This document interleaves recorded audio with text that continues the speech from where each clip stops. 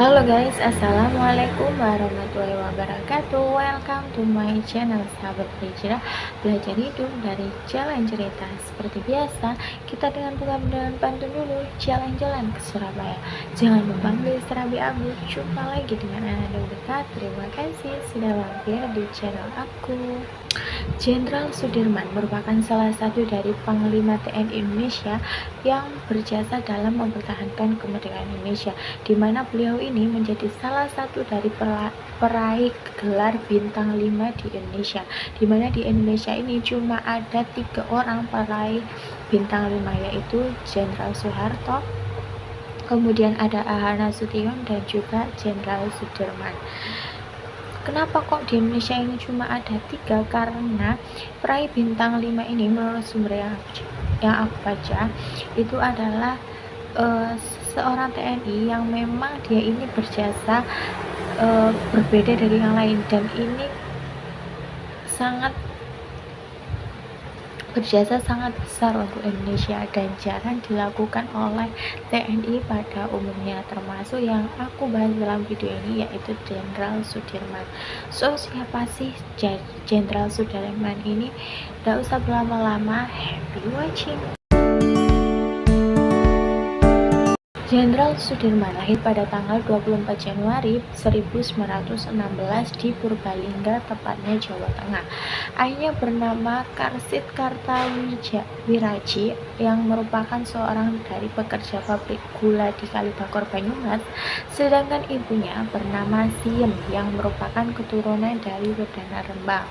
Namun ketika kecil, Sudirman ini memang dirawat oleh camat di sana yang bernama Raden Djoko Soenarjo sampai kurang lebih beliau ini berusia 18 tahun. Namun meskipun tidak diasuh langsung oleh orang tuanya, Sudirman ini tumbuh menjadi anak yang rajin, aktif, dan juga memiliki budi pekerti yang baik. Kemudian ketika ia berusia 7 tahun, ia ini mulailah itu untuk sekolah di sekolah pribumi yang saat itu bernama Holland Indie School. Kemudian Sudirman pada tahun ke-7 ini pindahlah itu ke sekolah milik taman siswa, dan pada tahun ke-8-nya Sudirman pindahilah lagi ke sekolah menengah Wirotomo. Hal ini karena sekolah taman siswa ditutup oleh ordonasi sekolah liar karena dianggap ini tidak terdaftar. Kemudian Jenderal Sudirman ini melanjutkan pendidikannya ke HIK, di mana HIK ini merupakan sekolah guru Muhammadiyah yang berada di Solo, tetapi tidak sampai tamat. Selama menempuh pendidikannya di sana, ia pun turut dalam kegiatan organisasinya, yaitu Hizbul Wathan. Singkat cerita, pada tahun 1936, Jenderal Sudirman menikahi seorang perempuan bernama Alfia, di mana Alfia ini adalah teman sekolahnya dulu, dan kemudian dianugerahi oleh 3 orang putra bernama Muhammad Teguh, Bambang Cahyadi, kemudian ada Taufik Effendi, dan juga Ahmad Didarwono. Dan kemudian beliau juga dianugerahi oleh 4 orang putri yang bernama Didi Praptiastuti, Didi Sujiati, Didi Pujiastuti, dan juga Titi Wahyuji Satyaningrum. Nah, ketika menikah dengan Alfia ini, Jenderal Sudirman memang sengaja untuk tinggal bersama mertuanya dulu yang berada di Cilacap, agar beliau ini bisa menabung untuk membuat rumahnya sendiri. Pada tahun yang sama, yaitu pada tahun 1936, Jenderal Sudirman kemudian mengajar di sebuah sekolah dasar Muhammadiyah yang kemudian dirinya ini juga mengabdi menjadi guru Hizb Muhammadiyah Cilacap dan pemandu organisasi Hizbul Wathan juga. Sebagai guru, Sudirman mengajarkan murid-muridnya pelajaran moral yang baik dengan menggunakan contoh dan kehidupan para kisah Nabi dan Rasulullah bahkan beliau juga menyampaikan kisah wayang tradisional. Meski bergaji kecil, beliau tetap bersemangat dalam mengajarkan ilmunya kepada siswa-siswa di sana. Dalam beberapa tahun saja, beliau pun kemudian diangkat itu menjadi kepala sekolah, meskipun beliau ini tidak memiliki ijazah guru. Selama mengajar, Sudirman disegani oleh masyarakat. Pada zaman penjajahan Jepang saja, beliau ini juga tergabung dalam sebuah gerakan yaitu Tentara Pembela Tanah Air yang disingkat dengan PETA di Bogor dan menjadi komandan serta dilatih bersama orang lain dengan pangkat yang sama. Bahkan pasca Indonesia ini merdeka dari Jepang, Jenderal Sudirman berhasil merebut senjata pasukan Jepang di Banyumas. Kemudian diangkat menjadi komandan batalion Kroya setelah menyelesaikan pendidikannya. Pasca kemerdekaan dan juga menjadi panglima besar dan setelah pembacaan teks proklamasi oleh Insinyur Soekarno, Jenderal Sudirman ini kemudian berangkatlah itu ke Jakarta untuk menemui Insinyur Soekarno. Kemudian beliau ini diberi tugas untuk mengawasi proses penyerahan diri tentara Jepang di Banyumas yang dilakukan setelah mendirikan divisi lokal BKR atau Badan Keamanan Rakyat. Beliau kemudian menjadi Panglima Divisi 5 Banyumas sesudah TKR atau Tentara Keamanan Rakyat. Kemudian pada tanggal 12 November 1945, Jenderal Sudirman terpilih menjadi pemimpin TKR dan pada akhir Novembernya, Jenderal Sudirman memerintahkan Divisi 5 untuk melakukan penyerangan Ambarawa. Perang Ambarawa inilah yang merupakan menjadi perlawanan pertama yang dipimpin oleh Jenderal Sudirman melawan pasukan Inggris dan Hindia Belanda yang berlangsung dari bulan November sampai bulan Desember tahun 1945. Penyerangan ini menjadi kali pertama penyerangan di bawah kepemimpinannya dan berhasil meraih kemenangan. Kemudian Presiden Insinyur Soekarno pun melantiknya menjadi seorang jenderal. Selama 3 tahun, Jenderal Sudirman pun menjadi saksi dari kegagalan negosiasi perjanjian Linggarjati dan juga perjanjian Renville dengan tentara kolonial Belanda yang ingin kembali menjajah Indonesia.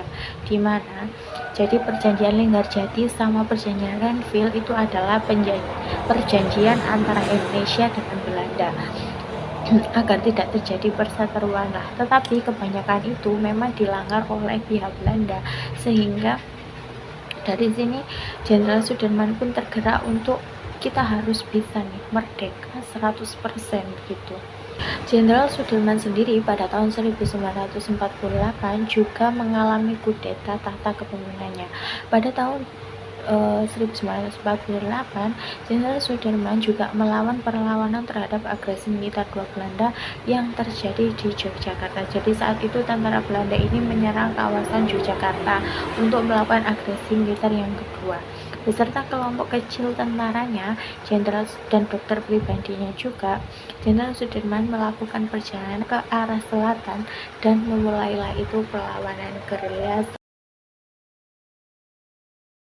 Gerilya sendiri merupakan perlawanan taktik perang yang memang dilakukan secara tidak konvensional, melainkan sembunyi-sembunyi, serangan mendadak atau penyergapan, dan juga bergerak dalam unit terkecil. Namun dalam kondisi tersebut, Jenderal Sudirman tetap bersikukuh untuk memimpin perang gerilya tersebut. Bahkan pada saat itu, saat Insinyur Soekarno ini memerintahkan beliau untuk beristirahat karena Soekarno kan mengetahui penyakitnya. Jenderal Sudirman kemudian diperintahkan Insinyur Soekarno untuk tidak bisa ikut bergerilya, tapi kemudian yang mengharapkannya itu di sini Jenderal Sudirman berkata bahwa yang sakit itu Sudirman, sedangkan Panglima Besar tidak pernah sakit. Apa di sini enggak makin terharu Insinyur Soekarno. Akhirnya Insinyur Soekarno pun mengizinkan Jenderal Sudirman untuk tetap melakukan rencananya untuk bergerilya bersama pasukannya.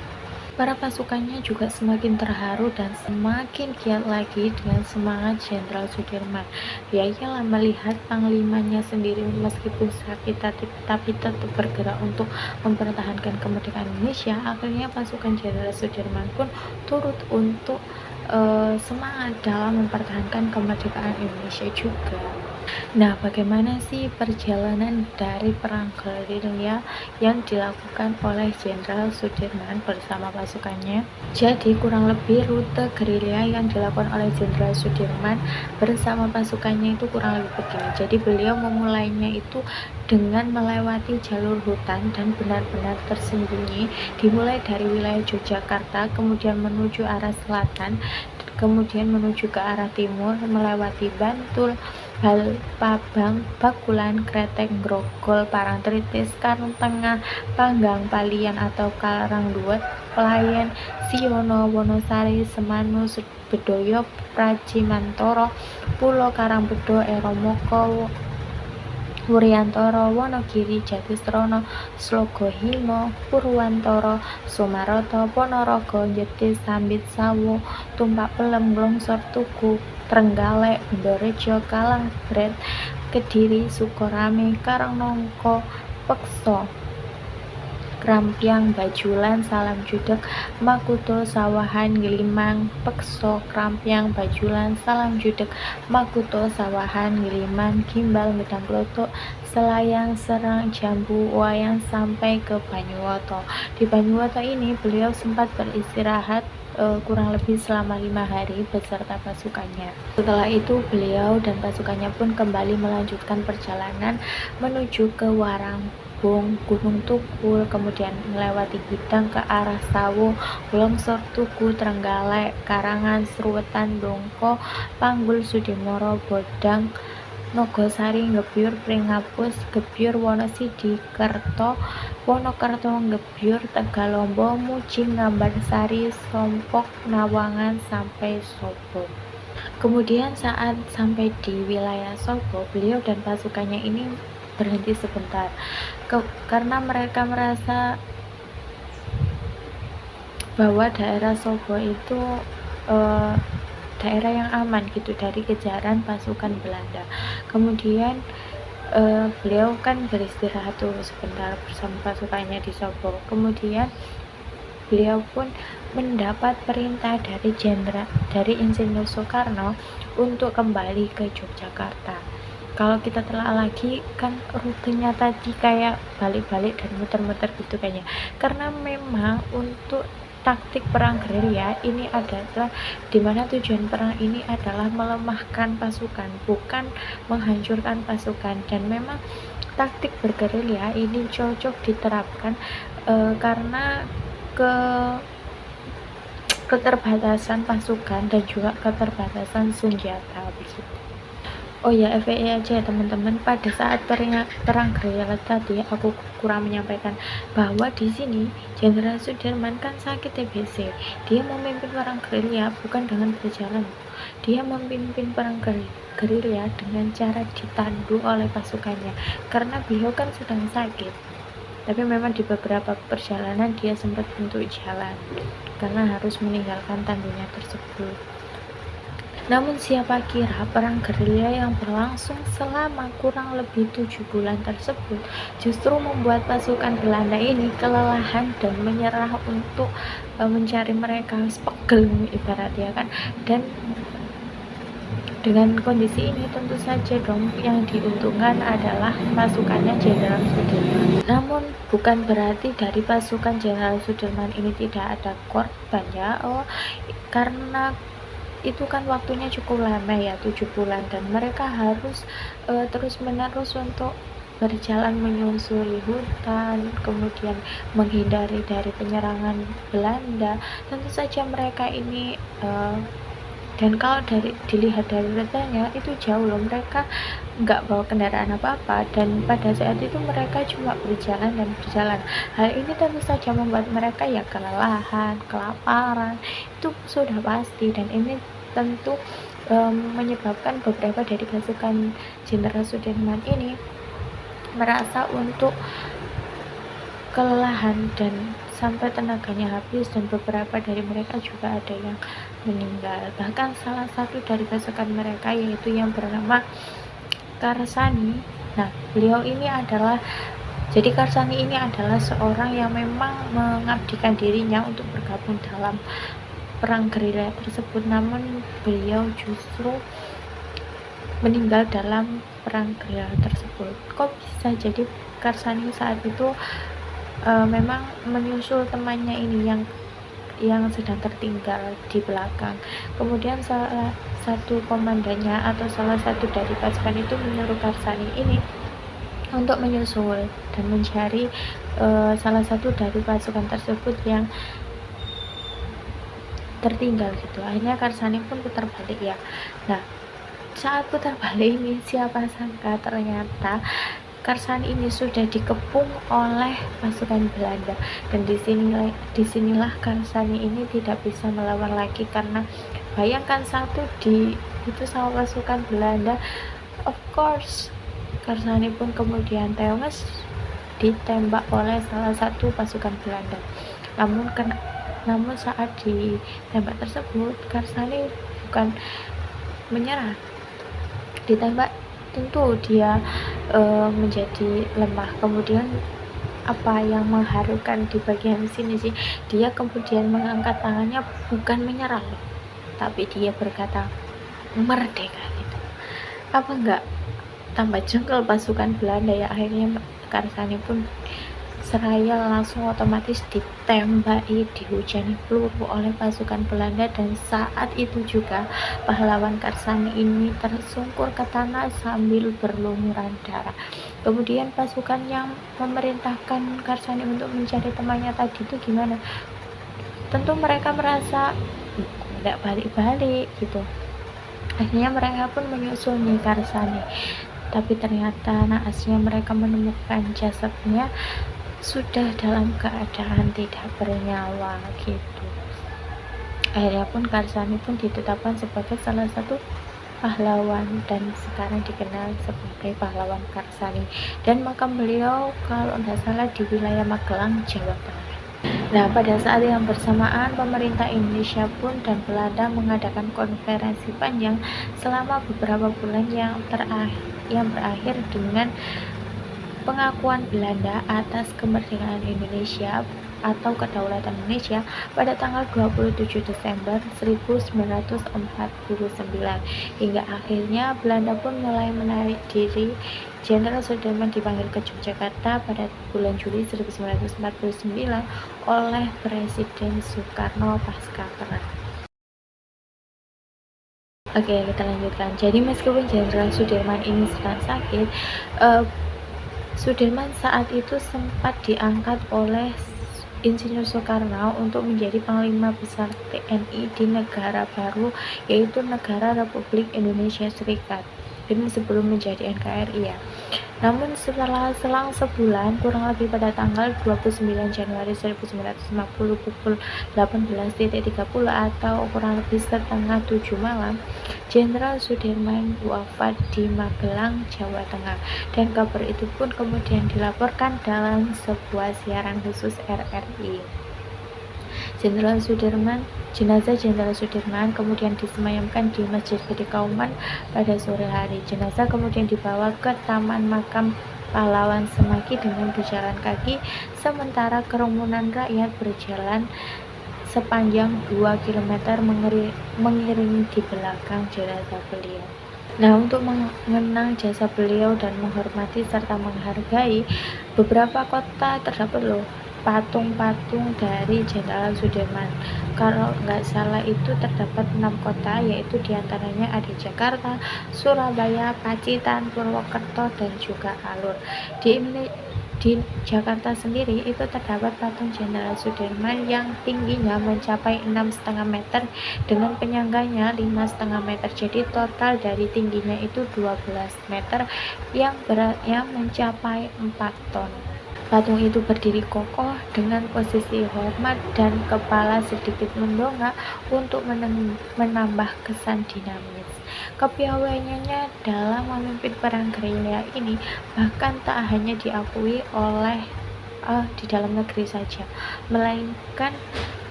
diakui oleh di beberapa negara. Bahkan kalau kita search itu ada patung Jenderal Sudirman yang memang ada dan dipajang di depan kantor pertahanan Jepang.